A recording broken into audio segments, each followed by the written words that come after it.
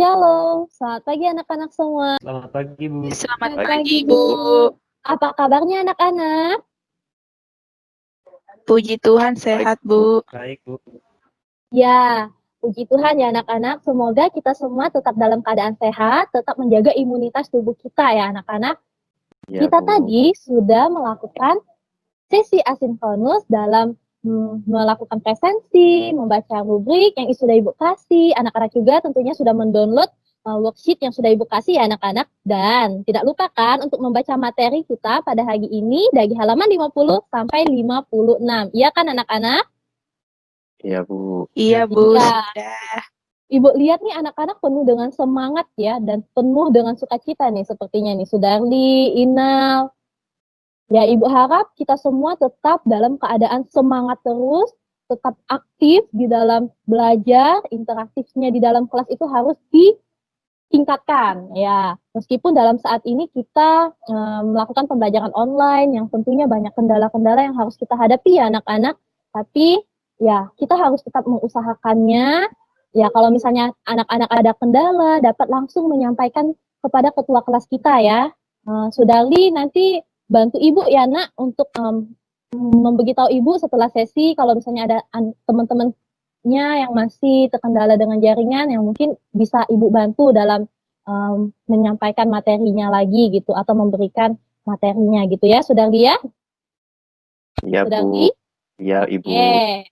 Nah, sebelum kita memulai kelas kita, sesi sinkronus pada hari ini tentang materi yang akan Ibu jelaskan, ayo kita berdoa terlebih dahulu ya. Ibu minta tolong kesediaan dari Inal. Pimpin kita dalam doa ya. Inal. Baik, Bu. Oke, Inal, tolong ya. Mari kita berdoa. Terima kasih Tuhan untuk kesempatan Tuhan yang berikan kepada kami pagi hari ini. Kami mau belajar. Berkati kami semua siswa dan juga berkati Ibu Sylvia yang akan menjelaskan. Dalam nama Yesus kami berdoa. Amin. Amin. Terima kasih Inal yang sudah memimpin kita Sama-sama, dalam Bu. doa. Ya. Hari ini kita akan belajar tentang faktor penyebab konflik sosial. Kita akan belajar dampak positif dan dampak negatif dari konflik sosial. Dan kita juga akan mempelajari tentang cara pengendalian konflik sosial.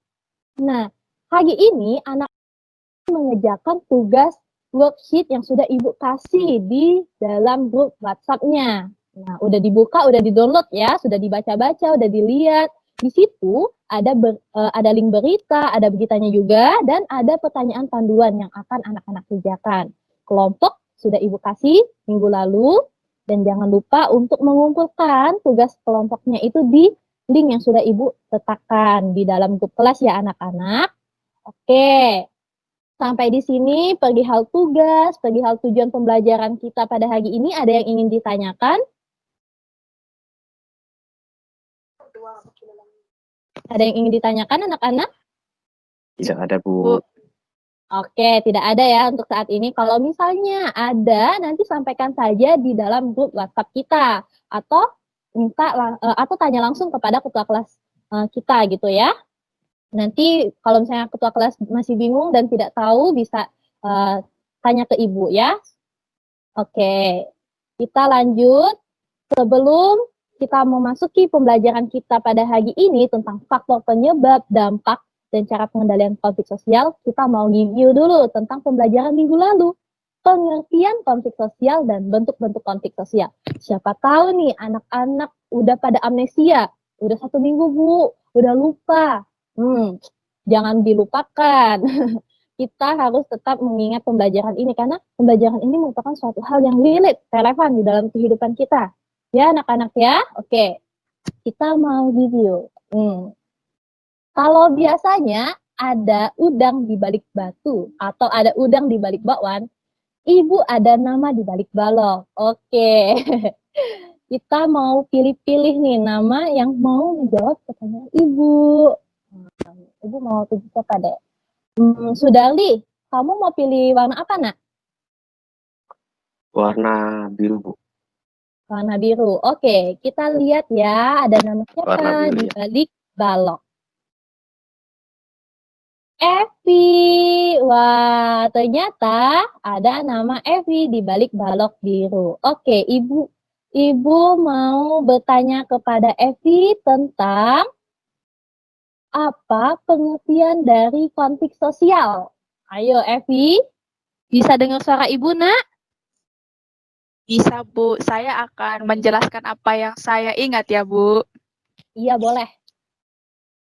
Oke, Bu. Jadi yang saya pahami itu konflik sosial itu adalah di mana suatu proses sosial, individu atau kelompok itu yang gimana ya, memperoleh tujuan atau kepentingannya itu dengan cara melawan atau mengakibatkan kegaduhan atau kekerasan begitu, Bu.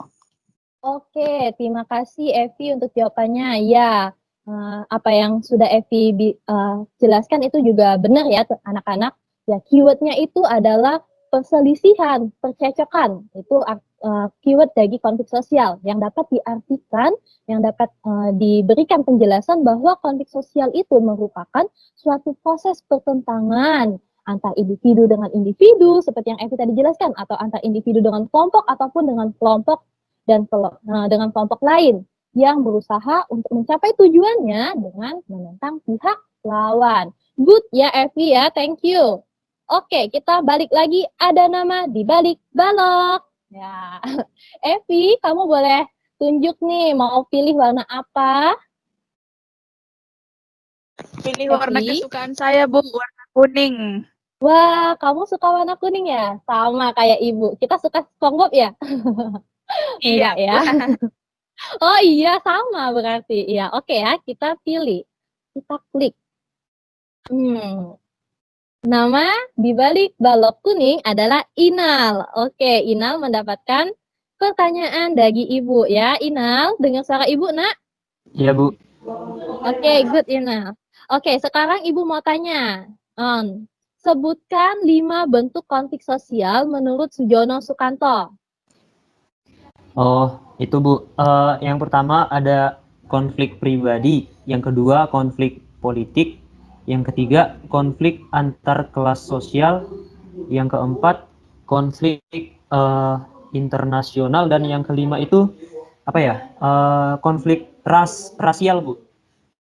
Oke, yuk ulangin lagi Inal supaya lebih mantap. Yang pertama, Oke.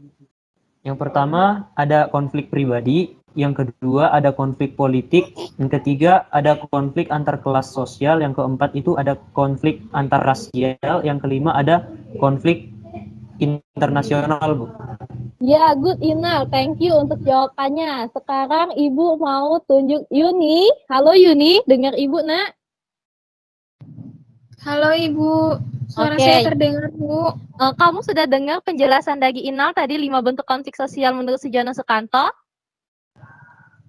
Dengar Bu. Oke, bisa Ibu boleh minta tolong nggak kamu jelasin salah satu dari 5 tadi nak? Satu aja. Oh boleh Bu. Silakan. Saya jelasin yang konflik individu Bu. Boleh. Nah konflik individu itu disebabkan karena adanya perbedaan pandangan pribadi Bu. Oke. Jadi contohnya itu konflik yang terjadi dengan teman kelas. Misalkan saya dengan Evi, kita punya pandangan beda-beda gitu Bu. Oh, kesalahpahaman ya. Iya Bu. Oke, terima kasih Yuni untuk penjelasannya ya. Good ya. Terima kasih juga untuk Inal tadi yang sudah menjawab. Ya.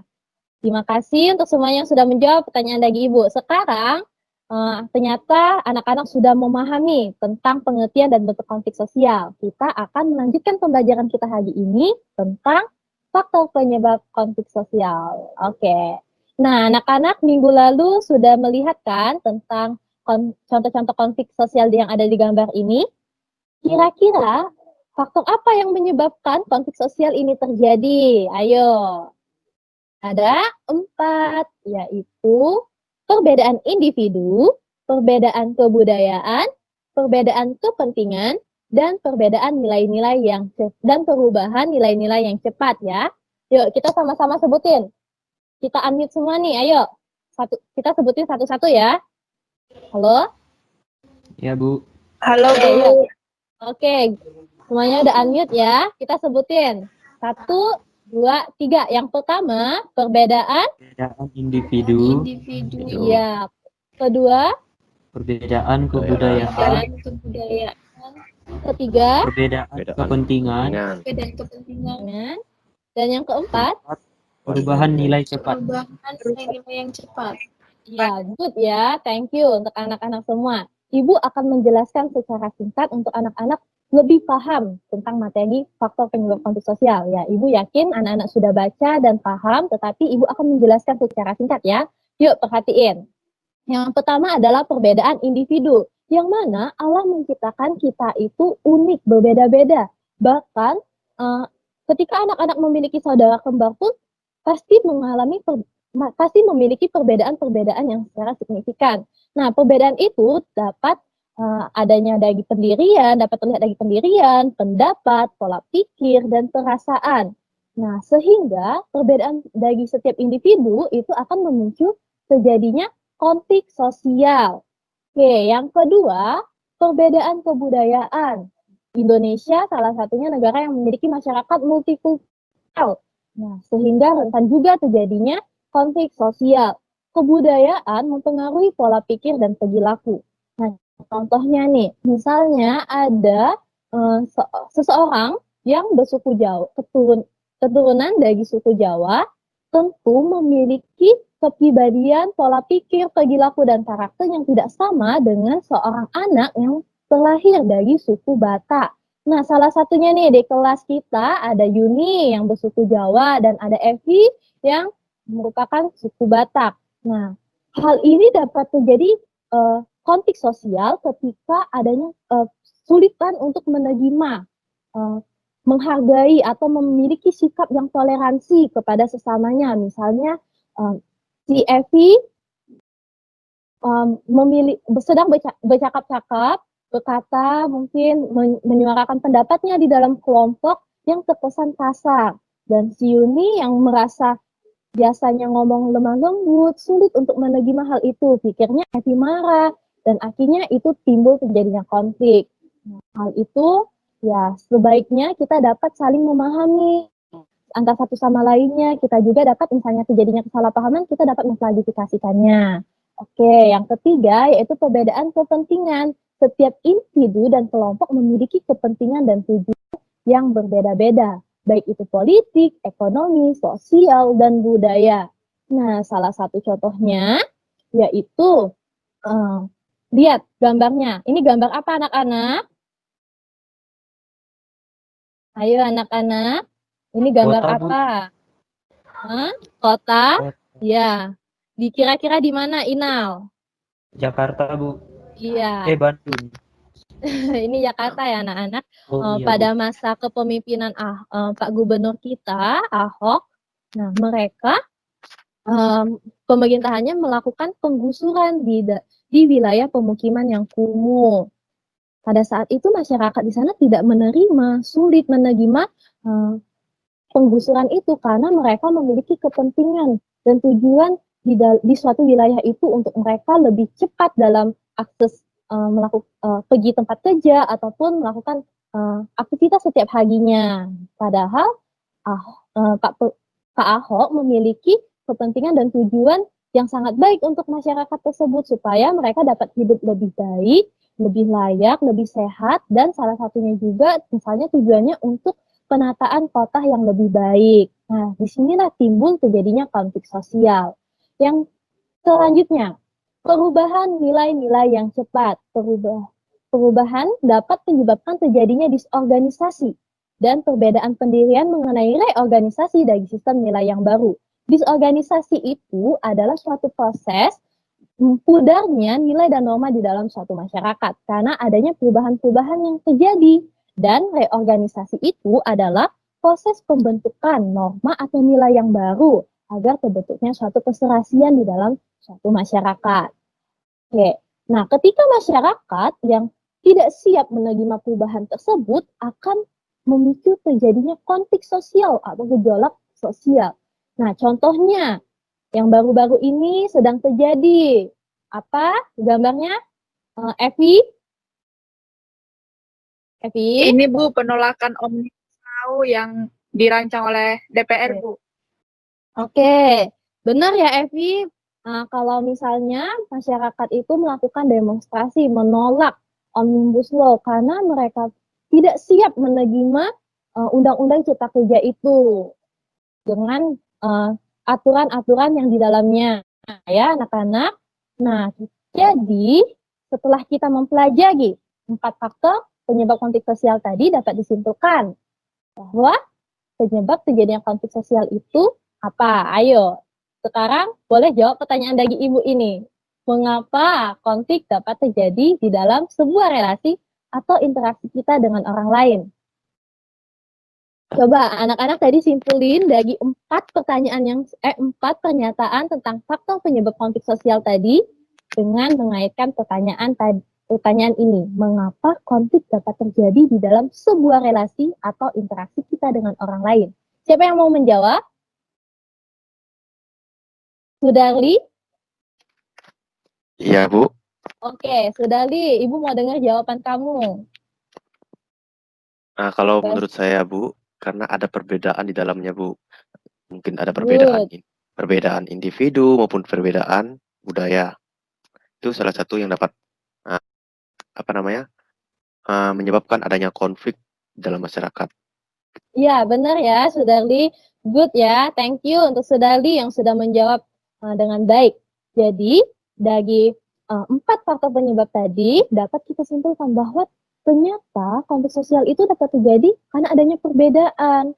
Nah, di dalam perspektif Kristen Alkitabiah, ya, relasi yang sudah kita miliki itu telah dirusak oleh adanya dosa. Kejatuhan manusia di dalam dosa telah merusak relasi tersebut. Sehingga kita juga tidak dapat memungkiri untuk terlepas dari adanya sebuah konflik sosial yang ada dalam kehidupan kita ya anak-anak.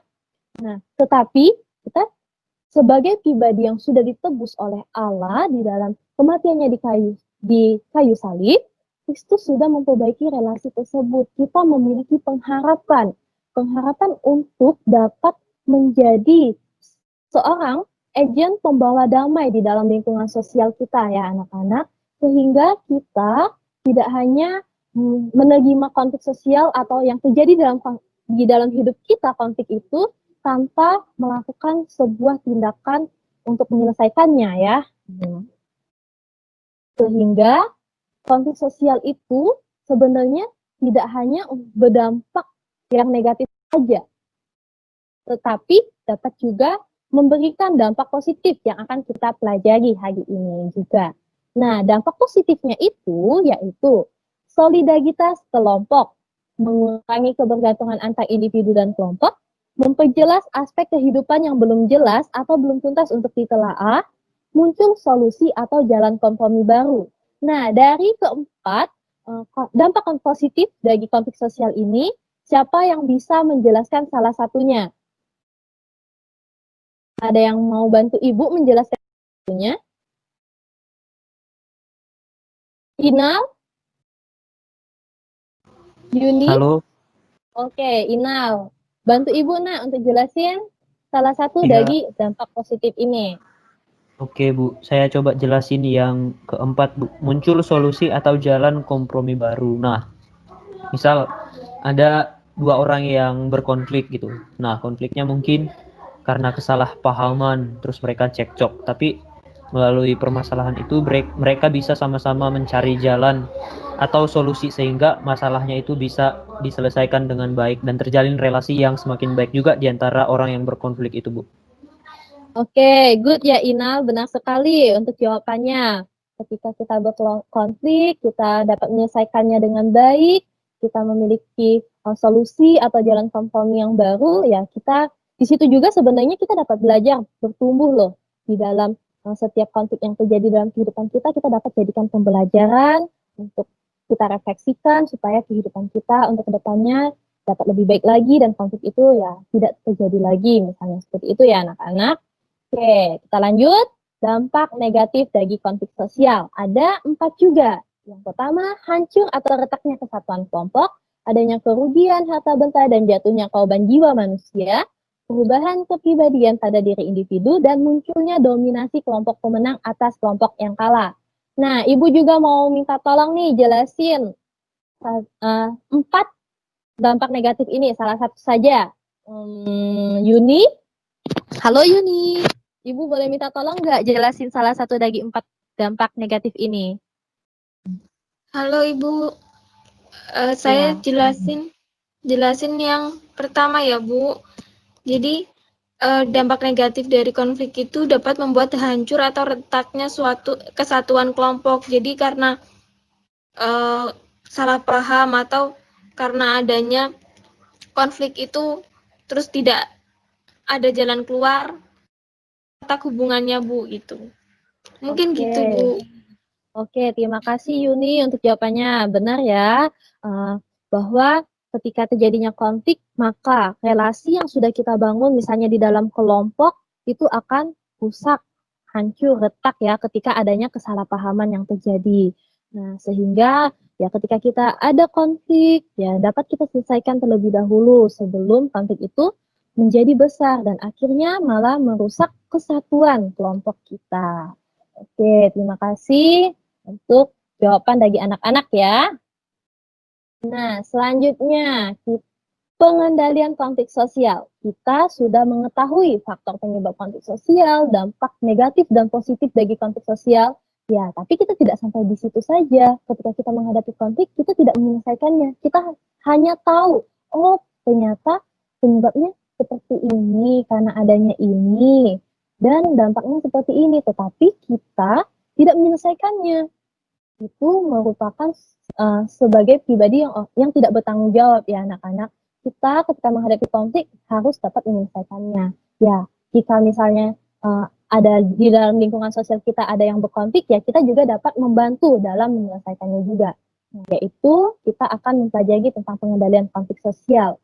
Nah, ya, itu ada konsiliasi, mediasi, arbitrasi, adjudikasi, kompromi, konversi, segregasi, toleransi, dan gencatan senjata. Nah, dari bagian ibu ini merupakan bentuk-bentuk dari akomodasi. Akomodasi itu sudah kita pelajarin waktu kelas 10 di dalam materi interaksi sosial. Nah, kira-kira masih ingat nggak apa itu pengertian dari akomodasi?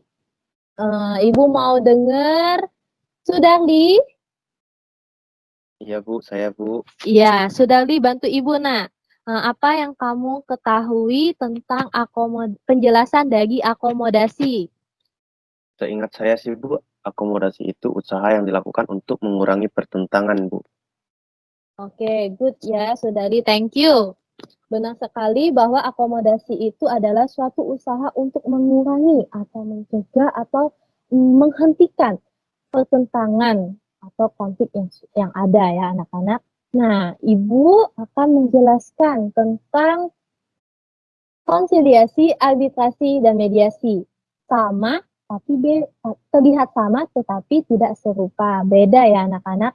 Mereka sama-sama menggunakan pihak ketiga, tetapi ada perbedaannya. Yang mana kalau konsiliasi itu biasanya digunakan untuk lebih kepada masalah atau konflik kelompok. Sedangkan arbitrasi itu lebih kepada individu. Dan mediasi itu merupakan pihak ketiganya itu hanya sebagai mediator saja, memfasilitasi atau misalnya menjadi penasihat di dalam konflik sosial yang terjadi. Sedangkan kalau konsiliasi dan arbitrasi tadi, mereka pihak ketiganya dapat mengambil keputusan atau menentukan penyelesaian konflik sosial yang terjadi. Nah, selanjutnya itu adjudikasi, jalur hukum atau pengadilan penyelesaian konfliknya. Kalau kompromi itu mereka sama-sama mengurangi tuntutannya, baik itu individu dengan individu ataupun kelompok dan kelompok. Yang selanjutnya ketiga, konversi, pengendalian konflik sosial dengan cara salah satu pihak memutuskan untuk mengalah. Dan segregasi merupakan salah satu pihaknya menghindar dari pihak lainnya agar tidak berkonflik. Nah, toleransi ini adalah suatu pengendalian konflik sosial yang baik untuk kita gunakan ya anak-anak. Kedua belah pihaknya saling menghargai dan menghormati agar terciptanya kedamaian. Terakhir ini ada gencatan senjata, penangguhan pemusuhan yang dilakukan dalam jangka waktu tertentu karena adanya kemungkinan jalan keluar yang baik dalam penyelesaian konflik sosial. di dalam pengendalian konflik sosial ini, penyelesaian konflik sosial yang terjadi di dalam kehidupan anak-anak ataupun di dalam lingkungan sosial anak-anak dapat disesuaikan dengan bentuk-bentuk atau jenis-jenis dari konflik sosial ya anak-anak. Ya. Selanjutnya, Ibu mau bertanya, jadi setelah kita mempelajari tentang pengendalian konflik sosial, bagaimana sikap dan respon kita sebagai anak-anak Allah di dalam menghadapi konflik? Siapa yang mau menjawab? Evi? Oh, ini siapa nih? Sudarli ya? Evi aja lah, Bu. Saya, Bu. Oh, oke. Sudah. Kita dengar dari Sudarli dulu ya. Setelah itu nanti Evi. Kita dengarkan pendapat Evi. Oke, Sudarli, dipersilakan, Nak. Iya, Bu. Nah, jadi menurut saya itu kita harus saling memaafkan dan mengasihi sama, Bu. Oke, ada tambahan lain? Nggak tahu, Bu. Itu aja, Bu. Oh, oke, itu aja. Thank you ya, Sudarli. Oke, kita sekarang dengar dari Evi. Evi, menurutmu Iya, Bu. sikap dan respon kita sebagai anak-anak Allah di dalam menghadapi konflik? Menurut saya kan bukan konflik itu kan sesuatu yang tidak bisa kita hindari dari hidup kita kan. Jadi mungkin kita bisa memulai kita bisa rendah hati, terus saling mengampuni karena Tuhan juga mengampuni dosa kita kan Bu. Jadi kita juga harus bisa mengampuni sesama kita. Begitu Bu. Iya, thank you Evi.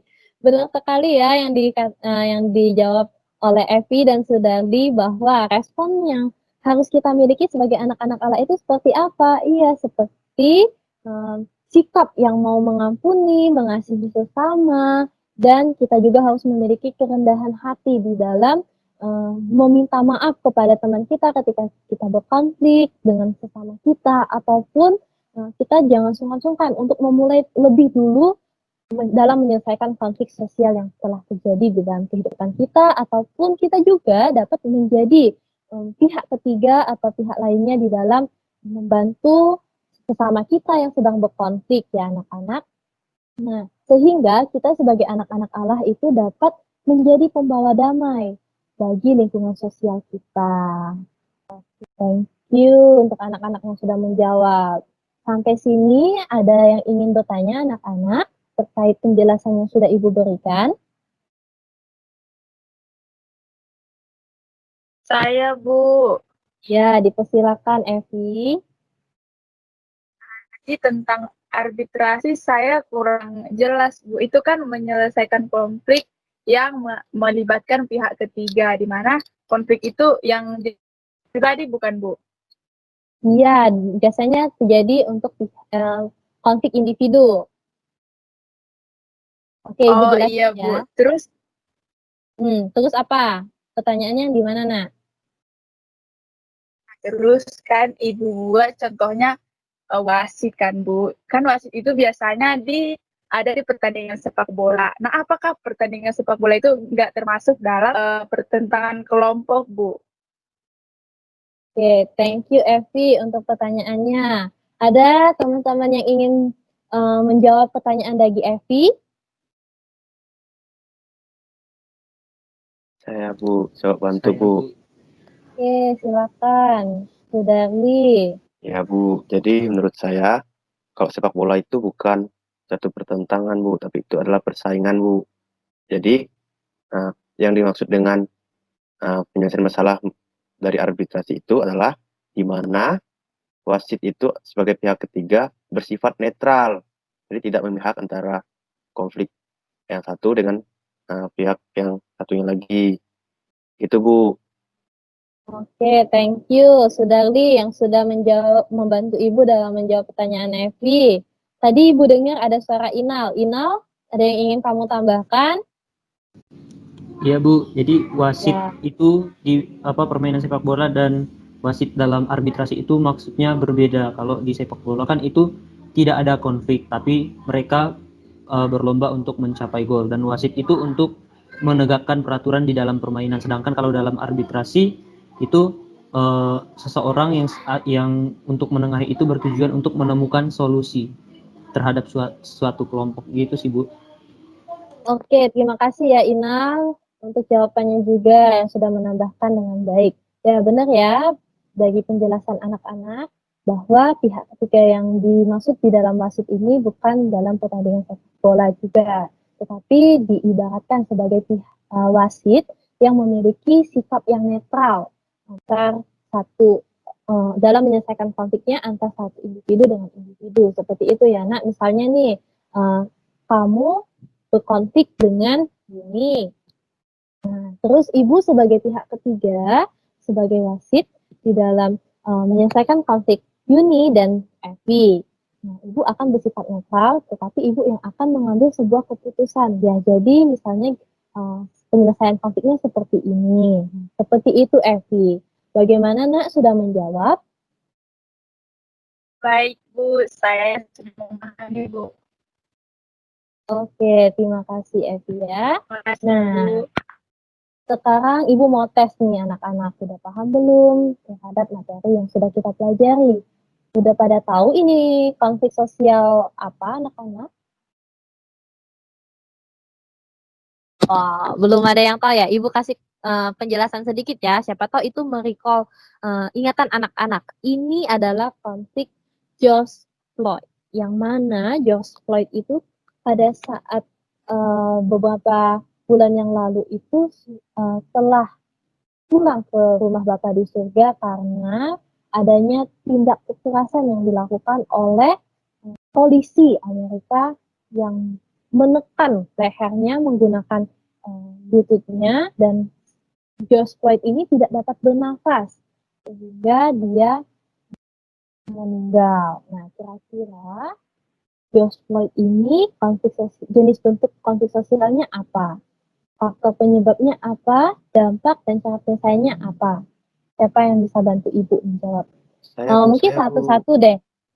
Oke, satu-satu. Sudahli, kamu mau jawab yang mana, Nak? Ya, menurut saya ini adalah konflik rasial, Bu. Rasial. Kenapa konflik rasial? Karena ini, apa namanya, antara kulit putih dan kulit hitam, Bu.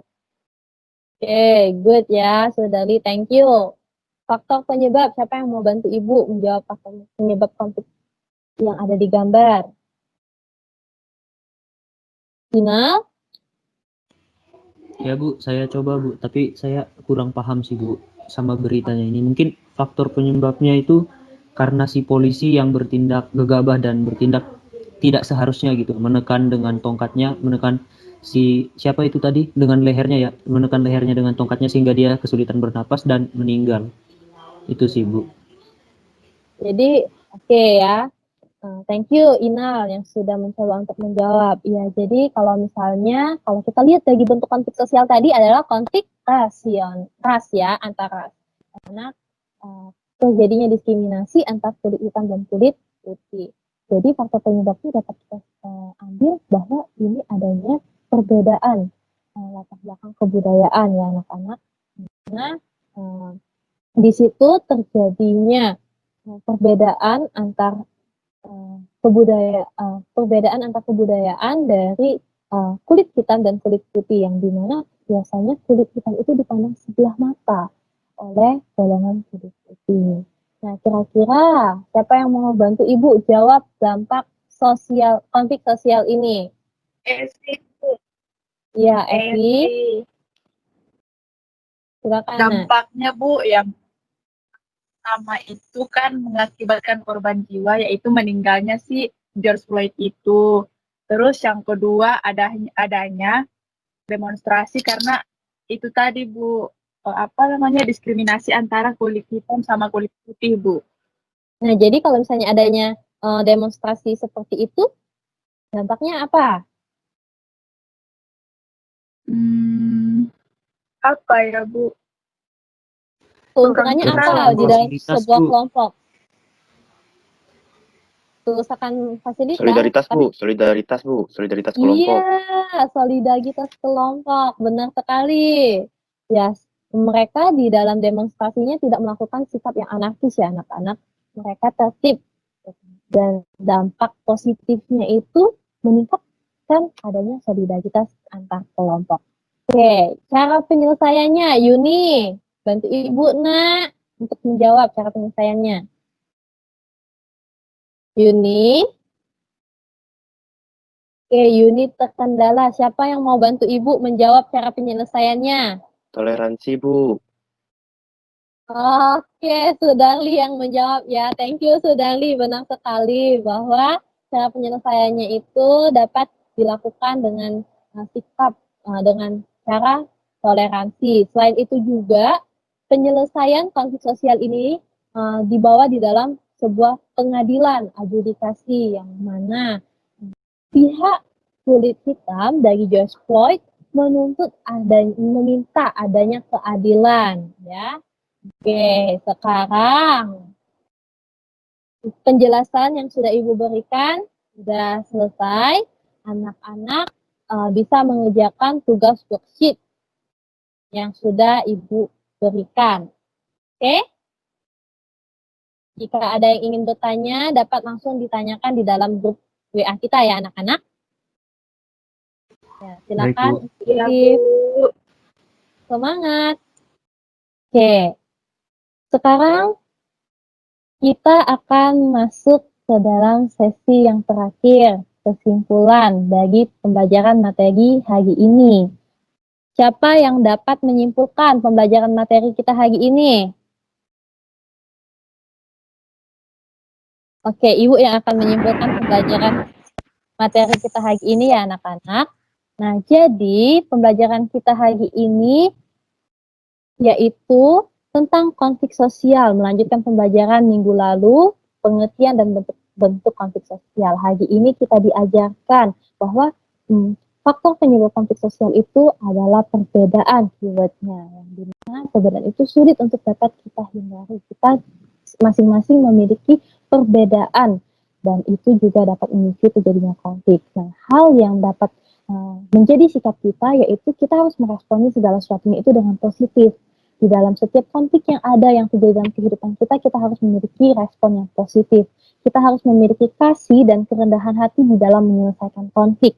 Nah, sebagai pribadi yang ditebus oleh Kristus, kita harus menjadi pembawa damai di dalam lingkungan sosial kita. Oke, pembelajaran kita selesai sampai di sini. Ya, Ibu akan menutup dalam doa ya. Mari kita bersatu dalam doa. Allah Bapa yang berada dalam kerajaan surga, terima kasih Tuhan untuk setiap berkat penyertaan Tuhan dalam hidup kami.